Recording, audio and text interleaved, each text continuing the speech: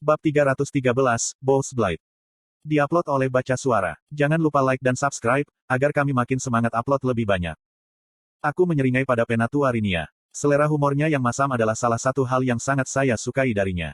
Sementara semua orang di kota bawah tanah berjalan-jalan seolah-olah setiap hari adalah pemakaman yang panjang, peramal tua itu masih bisa menemukan humor terlepas dari semua yang telah terjadi. Seringai perlahan meluncur dari wajahku saat Penatua Rinia menatapku dengan tatapan tajam tanpa humor. Tunggu, apakah kamu serius? Tanyaku tidak yakin.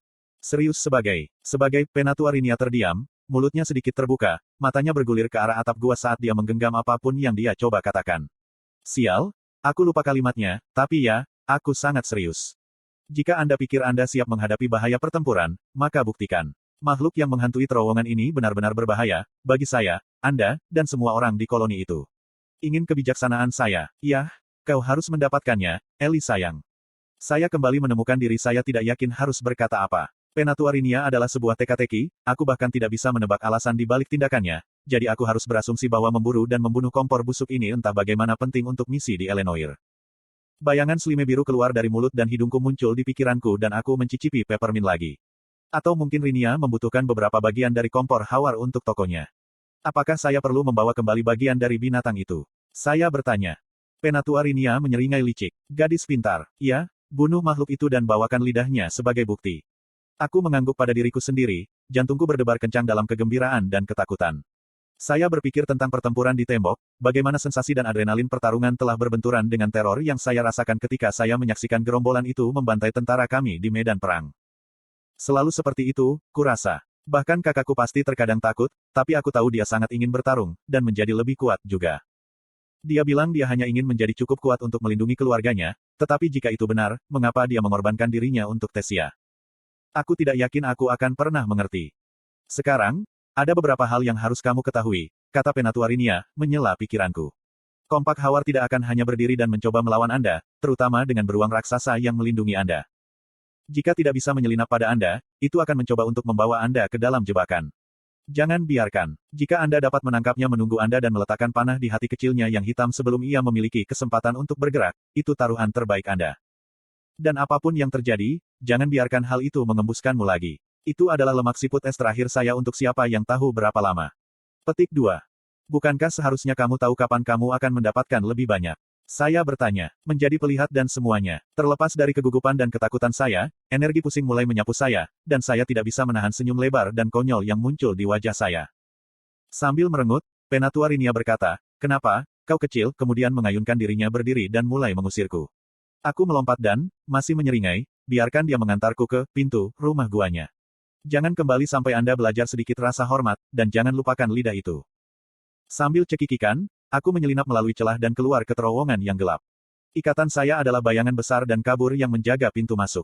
Dia menolehkan kepalanya yang lebar ke arahku saat aku mendekat, dan aku menggerakkan tanganku ke atas moncongnya dan di antara matanya, memberinya goresan. Bu memejamkan mata dan mendengus senang. Kamu siap untuk beberapa tindakan, pria besar. Dia mendengus, gemuruh dari dalam dadanya yang akan menakutkan jika dia bukan ikatanku. Kita akan berburu. Kami memulai perburuan kami dengan kembali ke tempat kami bertemu kawanan tikus gua. Dua makhluk lagi telah menemukan mayatnya dan sibuk mengkanibal sisa-sisanya. Kami mendekat dalam kegelapan total, artefak cahaya sekarang tersembunyi di dalam saku celana longgarku. Saya telah memutuskan lebih aman untuk bergerak dalam kegelapan daripada memberikan lokasi kami dengan batu lentera, sebagai gantinya mengandalkan pendengaran saya yang ditingkatkan mana untuk membimbing kami. Tetap saja, Bu tidak benar-benar sembunyi-sembunyi, dan tikus-tikus gua mendengar kami datang. Mereka membusungkan diri dan mendesis mengancam, melindungi makanan mereka, tetapi mereka berbalik dan melarikan diri ketika Bu menyerang mereka. Ketika saya yakin mereka sudah pergi, saya mengeluarkan artefak cahaya dan mengangkatnya. Bu, lihat apakah kamu bisa mendapatkan aroma kompor busuk dari atap. Aku menunjuk ke batu kasar di atas kepala kami. Ikatan saya berdiri di atas kaki belakangnya, mencapai hidungnya yang hitam mengilap sampai ke langit-langit terowongan, dan mulai mengendus-endus. Setelah hanya beberapa detik, dia kembali merangkak dan menurunkan moncongnya yang lebar ke lantai, melanjutkan hirupannya yang dalam. Aku mengikuti saat dia membawa kami menjauh dari mayat yang dikunyah, bergerak perlahan, hidungnya menempel ke tanah. Setelah sekitar 1 menit, Bu berhenti dan berbalik untuk melihatku, matanya yang cerdas bersinar hijau dalam cahaya redup batu lentera. Dia terengah-engah, sisi tubuhnya mengembang, lalu menggoyangkan kulitnya yang berbulu seperti anjing basah. Dia memiliki aroma itu. Oke, ayo kita tangkap dia, Bu. Ikatan saya mendengus, lalu lepas landas, bergerak cepat sekarang. Aku menyimpan artefak cahaya lagi dan mengikuti, busurku siap. Kompor Hawar telah menempuh jarak yang cukup jauh sejak menyerang kami. Kami mengikuti aromanya selama 1 jam, lalu 2 jam, tetapi kami masih belum melihatnya. Terowongan di sekitar kota bawah tanah kami adalah labirin yang berkelok-kelok dan saling bersilangan, dan kompor Hawar bergerak tidak menentu, berlipat ganda seolah tahu kami sedang memburunya. Berdasarkan apa yang Penatua Rinia katakan, aku bertanya-tanya apakah binatang buas mana itu paranoid, selalu merayap seolah-olah ada sesuatu yang mengintainya. Aku berjalan tepat di belakang Bu, bahu kananku menempel di pinggang kirinya, jadi ketika dia tersentak berhenti, aku langsung tahu. Seluruh tubuh beruang menjadi kaku, kulitnya yang keras sedikit bergetar. Aku menunggu, jari-jariku di tali busur, siap untuk menggambar dalam sekejap. Dari suatu tempat di depan, telingaku yang ditingkatkan mana menangkap suara samar cakar yang menggores batu. Saya mendengarkan dengan seksama, mencoba mencari tahu berapa banyak yang ada. 8, pikirku gugup, bertanya-tanya berapa banyak tikus gua yang bisa dilawan dengan aman oleh ikatanku. Bungkusan itu bergerak ke arah kami, tetapi mereka lambat dan tidak tergesa-gesa, dan mereka belum mencium bau kami. Kedengarannya seperti ada lekukan halus di terowongan mungkin 50 atau 60 kaki di depan. Memutuskan sebuah rencana, aku menekan punggung Bu sehingga dia berjongkok di depanku, menyandarkan dirinya ke tanah yang keras sehingga aku bisa melihat dan menembak di atasnya. Menarik busurku, aku menyulap panah mana yang bersinar terang, menyipitkan mata melawan tatapan yang tiba-tiba, lalu menembakkan panah ke terowongan, di mana panah itu bersarang di dinding batu. Saya fokus untuk menjaga panah di tempatnya, cahayanya yang menyala-nyala menjadi suar dalam gelap gulita. Reaksinya langsung. Lebih jauh ke bawah terowongan, sekawanan tikus gua berlari kencang, berlari menuju cahaya. Tepat sebelum mereka terlihat, aku menyulap panah kedua dan mendorong mana melaluinya, menyebabkan panah itu membengkak dan udara di sekitarnya berkilauan. Pada saat yang sama, aku membiarkan panah bercahaya terang yang telah ditarik di mana binatang buas memudar, membuat terowongan di depan menjadi gelap. Saya mendengarkan dengan seksama saat tikus-tikus gua mengais-ngais di depan kami, menggaruk-garuk dinding dan lantai terowongan saat mereka mencari sumber cahaya. Tali busur saya berdentang saat saya mengambil tembakan saya. Panah putih yang menonjol dan berkilau meninggalkan jejak putih di belakangnya saat melesat ke terowongan, lalu meledak di udara tepat di tengah kawanan, membuat tikus gua terbang. Bu gemetar dengan penuh semangat, siap untuk bergegas menyusuri lorong dan menghabisinya, tapi aku tidak yakin berapa banyak tikus gua yang selamat, dan aku tidak ingin mengambil risiko ikatanku terluka tanpa alasan. Aku memfokuskan lebih banyak mana ke telingaku dan menyulap panah lain, dan ketika aku mendengar suara tikus gua yang mencoba mengangkat dirinya dari lantai, aku membiarkan panah mana terbang. Saya bisa menembak lebih cepat daripada yang bisa dikumpulkan oleh kawanan itu sendiri, dan dalam beberapa saat tikus gua benar-benar diam. Ketika kami yakin ancaman itu telah diatasi, Bu berdiri dan menggerutu. Maaf, Bun, aku hanya menyelamatkanmu untuk pertarungan yang sebenarnya, oke. Ikatanku menggerutu lagi, dan aku menepuk bulunya yang tebal. Mari kita pastikan kita mendapatkan semuanya. Aku mengikuti Bu menyusuri terowongan, lalu menunggu saat dia mengendus mayat tikus gua, menyenggol mereka dengan moncongnya. Ketika seseorang mendesis terengah-engah, dia meremukkannya dengan rahangnya yang kuat, dan meskipun aku tidak melihatnya, aku mendengar daging dan tulang binatang buas itu patah saat ia menghembuskan nafas terakhirnya. Dengan menyingkir, Bu menemukan aroma kompor busuk lagi dan kami melanjutkan perjalanan. Kuharap kita segera menemukan binatang itu, pikirku. Perjalanan ke Rinia dan kembali seharusnya tidak memakan waktu lebih dari beberapa jam, dan aku sudah pergi lebih lama dari itu. Ibuku pasti khawatir. Terpikir oleh saya pada saat itu bahwa ibu saya akan marah jika dia tahu apa yang saya lakukan.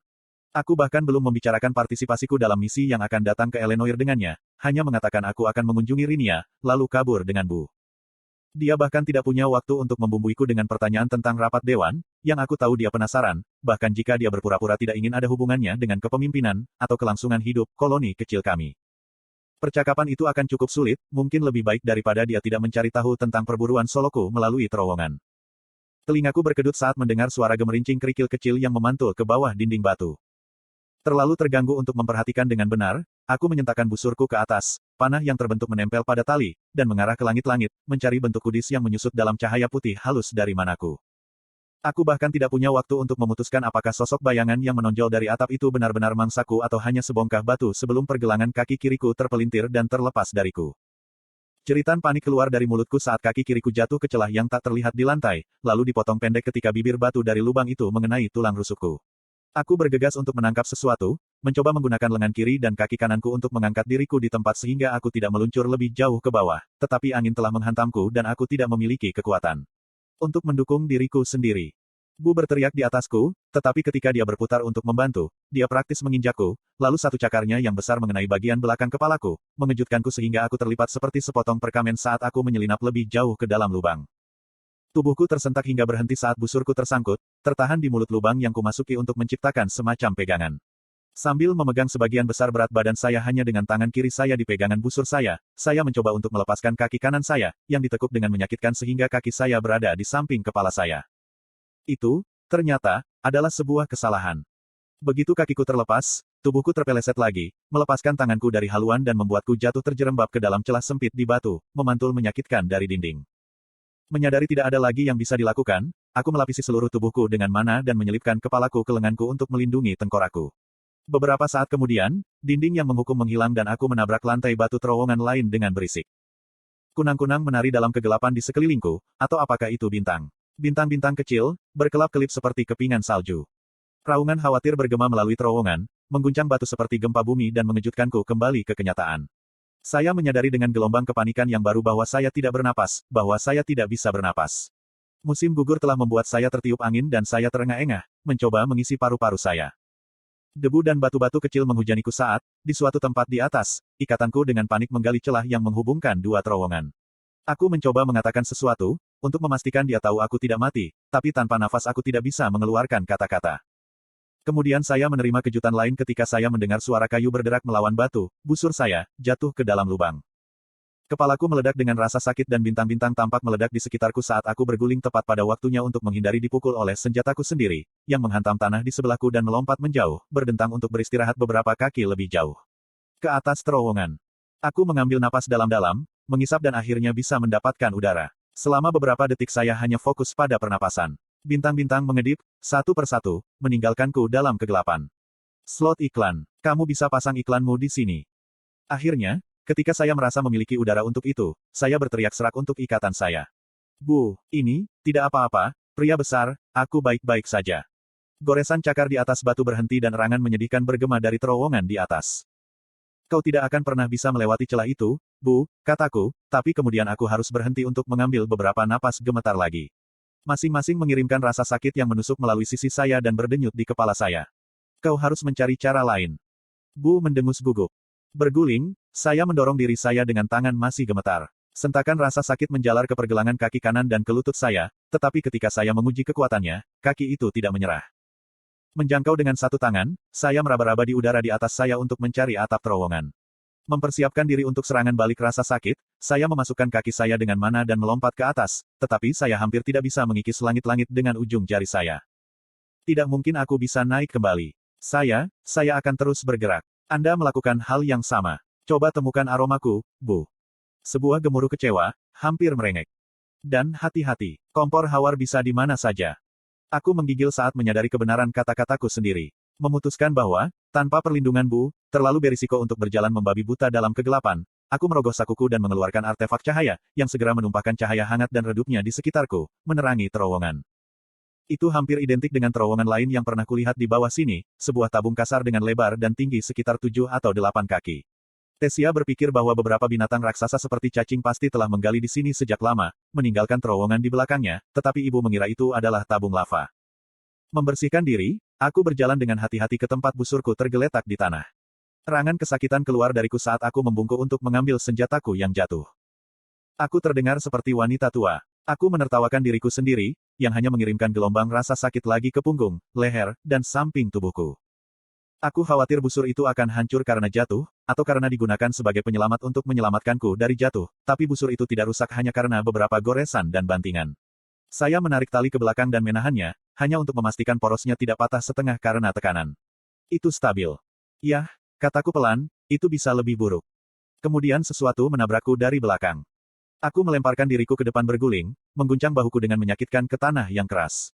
Menggunakan busur saya seperti tongkat, saya mengayunkannya di belakang saya saat saya bangkit kembali dan merasakannya menyerang penyerang saya.